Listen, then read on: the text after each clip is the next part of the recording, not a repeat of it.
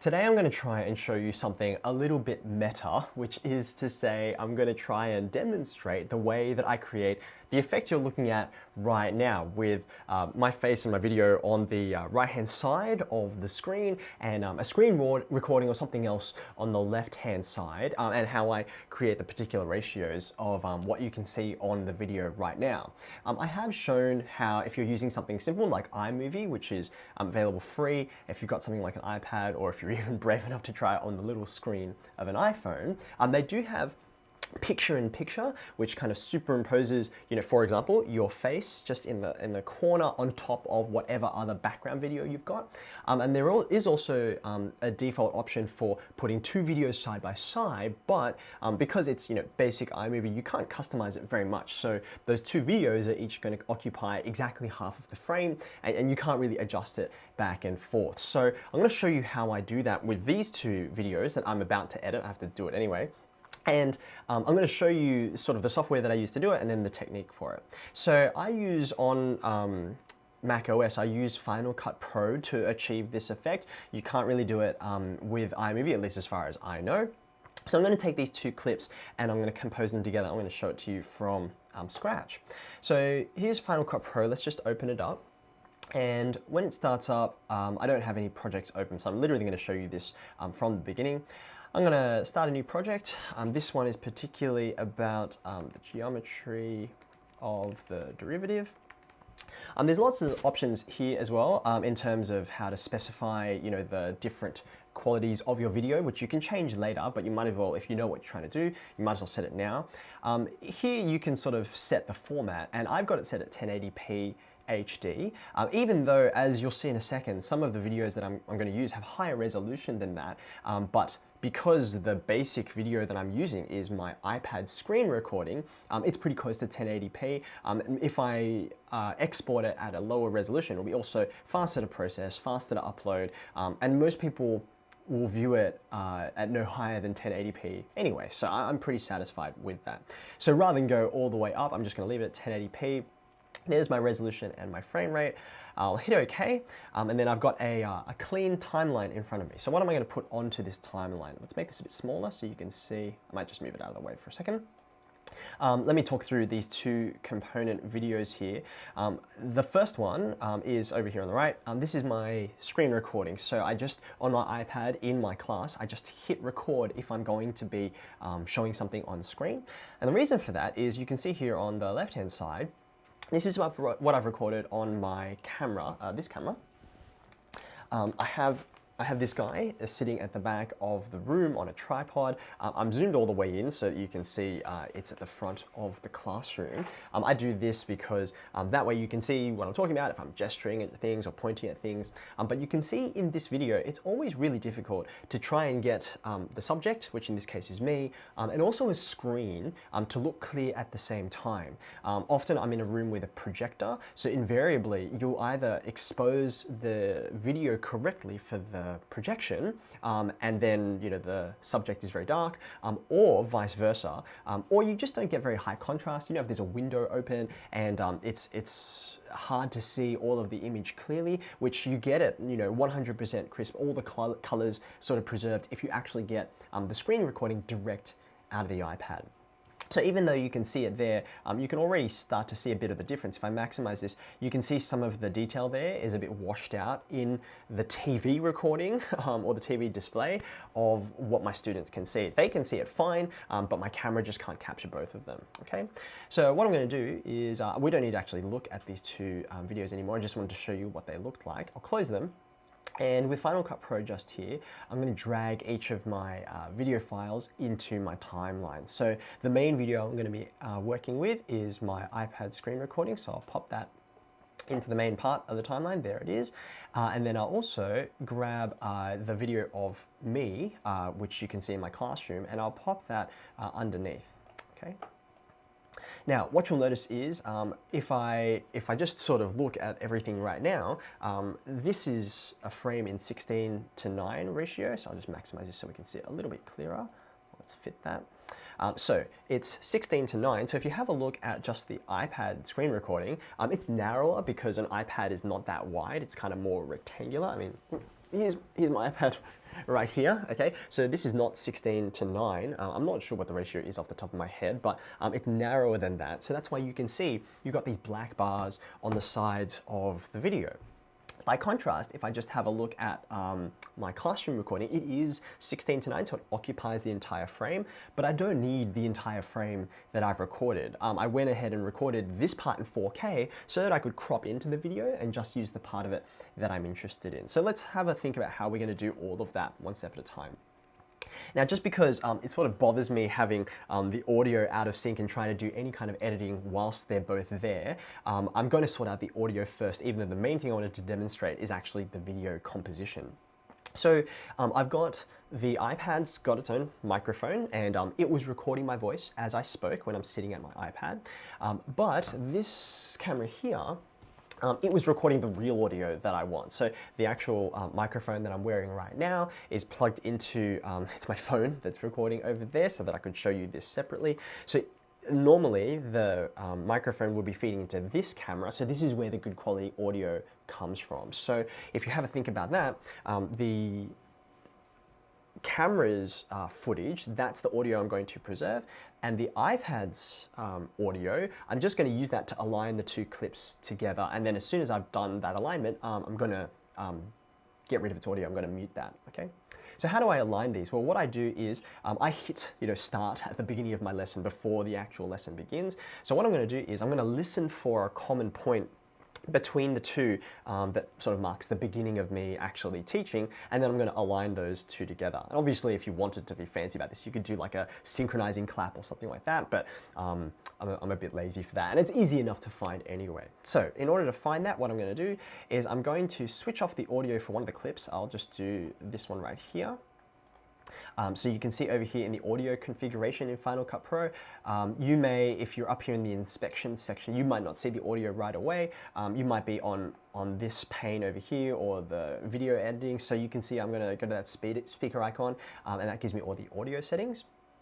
I have muted the camera audio, and now I'm just going to be hearing the iPad audio. So what I'm going to do is I'm going to scratch around in here, and if I pick a spot like this.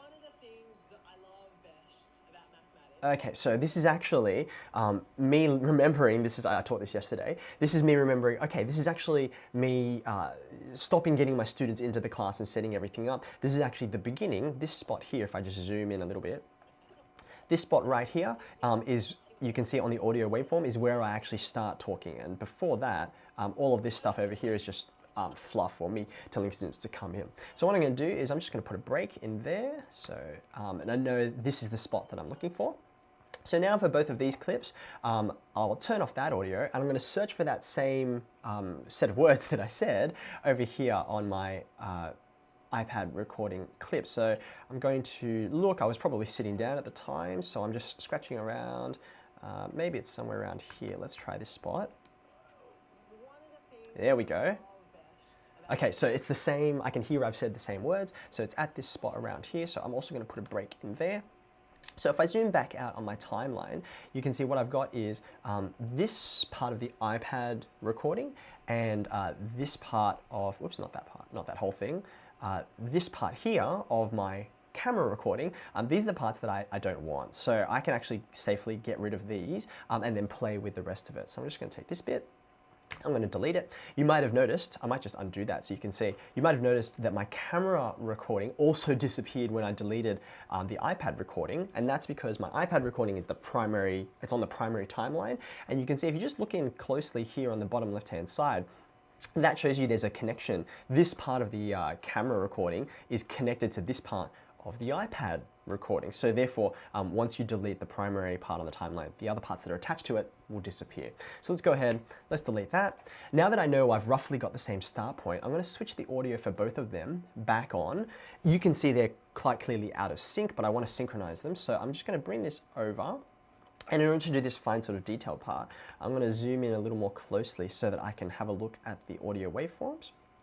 Okay, and you can see here what I'm going to try and do is line up, so it looks to me like if I crop this in just a little bit, that part there, you can see I'm trying to get those audio waveforms pretty close together.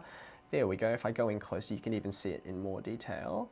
I'm pretty happy with that because you're starting to just go back and forth between frames. You could be more precise than this, of course, but for me, close enough is good enough because I'm about to turn one of these audios off anyway, so it's not that big a deal, okay? Now if I hit play, I can hear both of them together. They're both playing, and I can only hear one voice. So I'm pretty happy with that. They're aligned.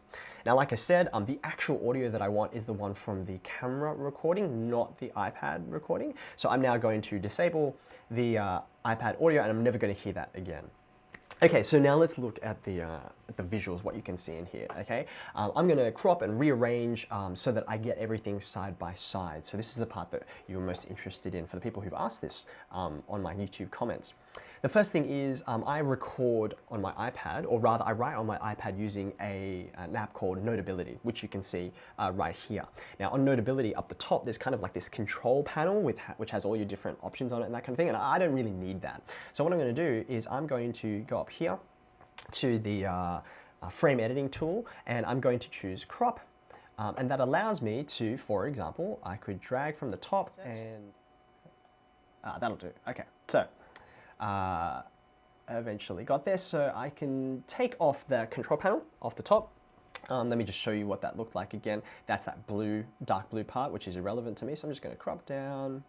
And now you can just see the part of the screen that I'm interested in. So I'll say, yeah, that's done. That's all I want. You can see now I'm not occupying the entire height of the frame. So if I click back on that, and instead of choosing the crop tool, I'm going to choose the transform tool.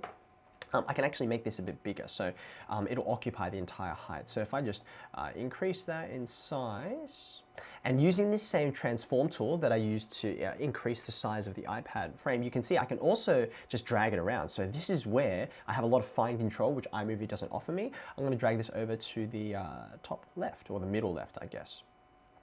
Okay, so I'm pretty happy with that. That's over there on the left-hand side, and that's leaving this space on the right-hand side where I can now fit the part of me that we're going to see on the final video. So now I'm going to click on this part in the timeline. You can see it's now visible, and I'm going to crop on this part of the video just so that I only have the part in the middle where I'm actually sitting. Okay, so I'm going to actually, maybe it might be easy if I just move it over first, so I can see there I am over there, and now I'm going to go over to crop in here. And I'll also zoom out just a little bit so I can crop over from the right hand side, like so. Done. So let's zoom back in. Are we happy with that? I could actually go a little bit closer because I'm quite small in the frame. So I'll go back to the transform tool, make this a bit bigger. I'm reasonably happy with that. And now if I just sort of scrub up and down my timeline and just have a look, because I move around even though I'm sitting, so I stay in the frame. I'm pretty happy with that, even though I move a little bit left and a little bit right. For the entirety of that, you can see that my face is visible and how much I gesture with my hands. So that's why for me, I think it's helpful to actually include that. And that's pretty much it. You can see if I just go back to the transform tool here and zoom out a little bit, there are actually parts of the camera recording which go outside of the frame. But if you have a look at my timeline, you can see it's beneath. There's layers here. It's a bit like, you know, if you're photo editing or something like that. So I've got the camera recording on a layer beneath the iPad recording. So as a consequence, the iPad recording will just go over the top of it. So it doesn't matter that I haven't cropped it very precisely. This section in here, which you can see, let's zoom back in. This section in here where you can actually see there's supposed to be some camera footage, it's just underneath the iPad screen recording, so you don't see it. So there we go. This is the basics of how I do it. And now from here, it's a bit more of a more boring process where I'm now just gonna go back and forth. This entire clip, as you can see, it's 23 minutes long, so I don't generally release videos that are of that length. So I'm going to crop out the different sections of the video that relate to teaching particular skills or concepts, and then I'll upload those separately because I find that you know, I've taught them in different chunks and I've given my students breaks in the middle anyway. So I will edit those out and then just upload the individual chunks. So hope that's helpful. It does require, you know, there's obviously different tools that can give you access to create this effect of putting two frames side by side.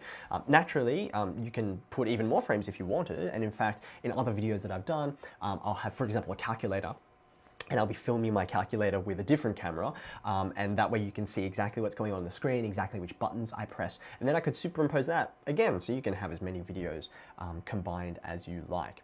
So give that a go if you want to create this effect, and I hope it's useful to you guys in your own video production.